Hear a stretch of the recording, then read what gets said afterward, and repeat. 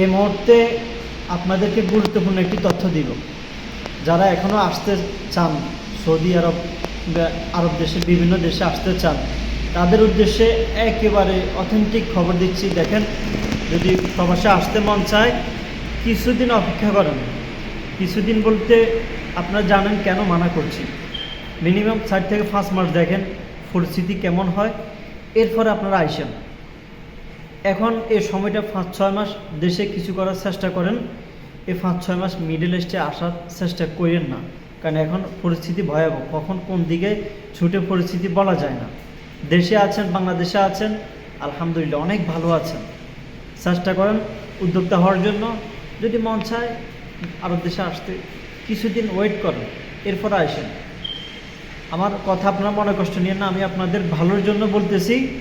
এটা আপনারা হয়তো এখন বুঝতেছেন না, পরবর্তীতে বুঝবেন। ওকে, ধন্যবাদ, সবাই ভালো থাকবেন। খুদা হাফেজ।